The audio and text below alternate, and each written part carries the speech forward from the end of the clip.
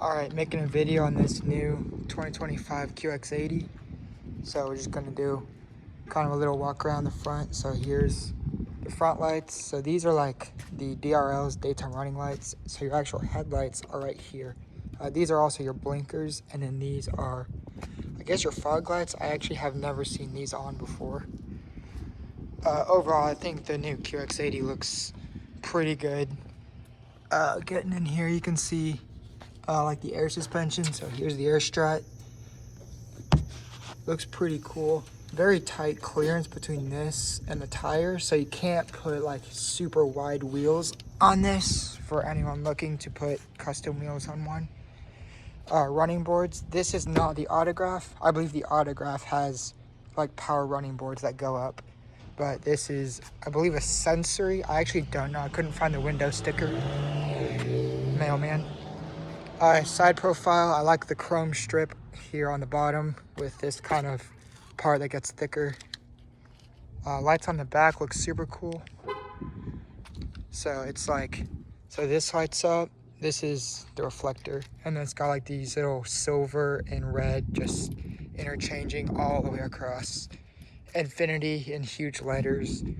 QX80 with the little four-wheel drive, because you can get these in two-wheel drive. Some SUVs, they actually only come in all-wheel drive or two-wheel drive, but this one is an option. By the way, these wheels are 22 inches, and they look pretty small. So you can probably put 24s, maybe 26s. I don't really know.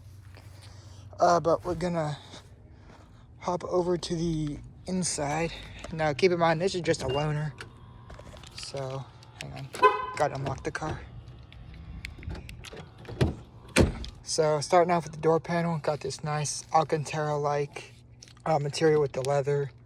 Nice door switches. These do light up, obviously. Pretty cool door handle. This is like accent lighting, like mood lighting. This is supposed to emulate carbon fiber. It doesn't do it very well, but it still looks nice. Hopping inside, everything looks super nice.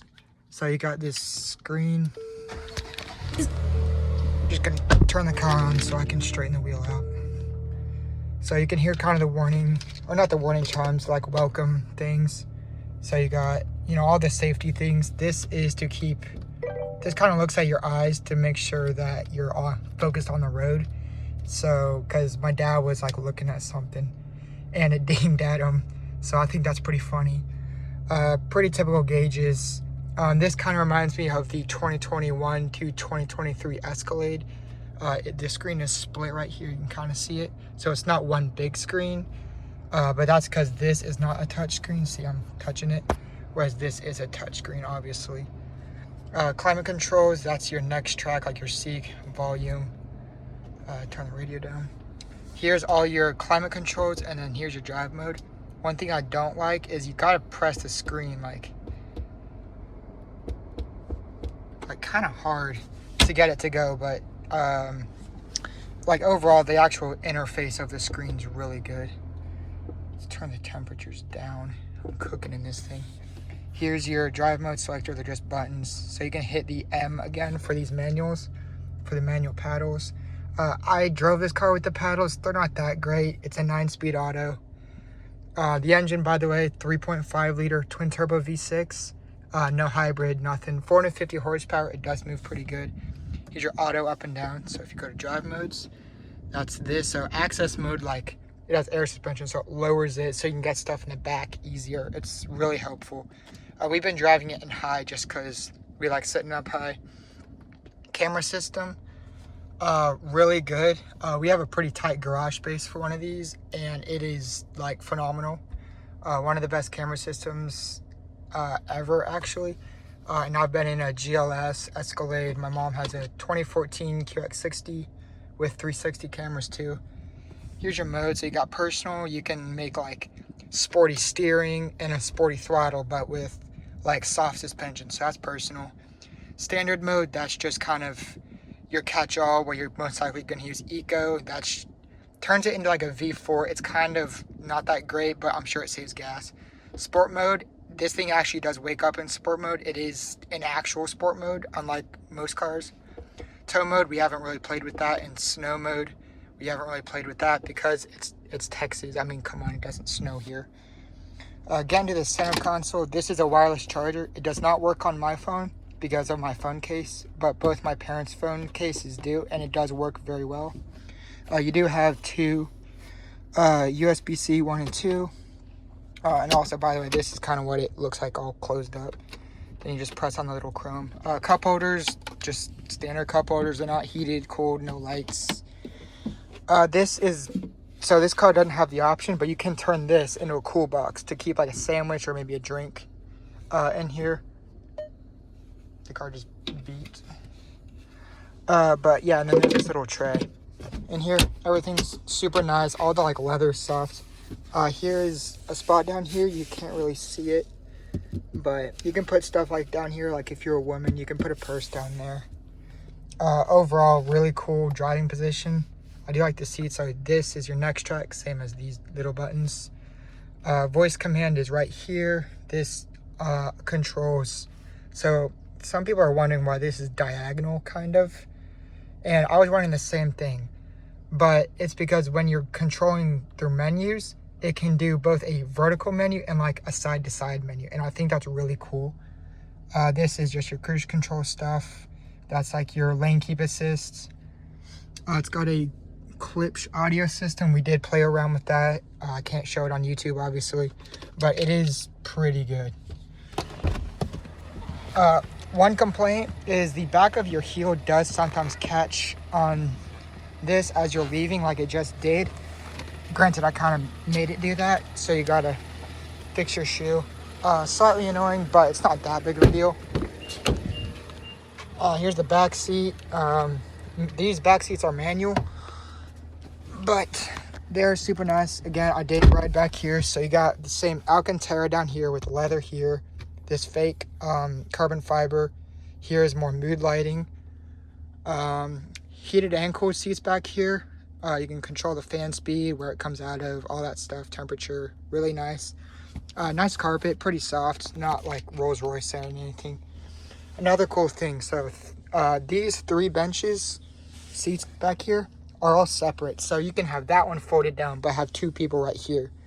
Or like if you have skis and you have a person there and a person here, you can fold this down just by pulling this. And it kind of came down, you gotta hold it. And it comes down like that, and then you can just kind of go like that. This pulls down for cup holders and a nice big armrest. Again, all these seats do fold down if you want that. Here's the trunk. We do have, that's just bubble wrap. So if you kind of look back here, if it'll focus. So these 2 buttons down here are electronic buttons to put down these seats back here. Put down this back row. And then there's also, so you might have noticed these buttons right here. That makes the back of this thing go up and down for, you know, the access mode using the air suspension. Here's the 3rd row. We have not even touched it, so I can't say if it's good or not. But you do have a light back here. Pretty bright, actually. AC vents, and there are chargers back here. So there's a charger on that cup holder. And then on this other side, it's just replicated. So overall, pretty good back seat. You got a speaker in the D-pillars. Here's the sunroof. So this part opens like to get air through. And the sunroof, which is this little piece right here, it stops here. So you do have to pull the switch back. So like for instance, it's this switch right here. So you just push it forward and it's gonna stop about right where my finger is.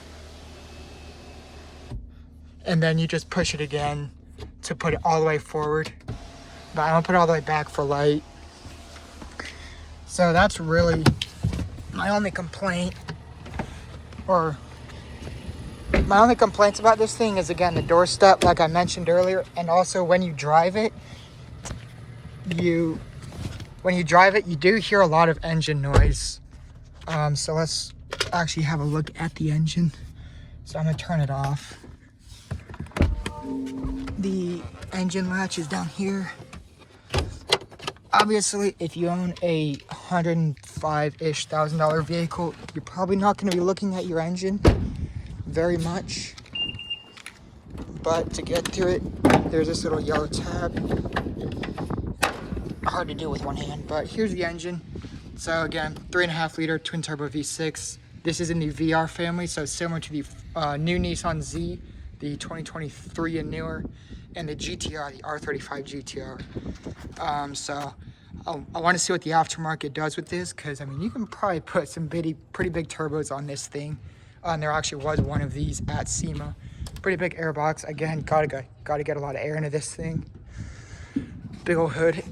This paint color, it's kind of hard to see, but here, let me go to where it's brighter. It's this really cool blue, and then y'all saw the interior. It's like a saddle brown.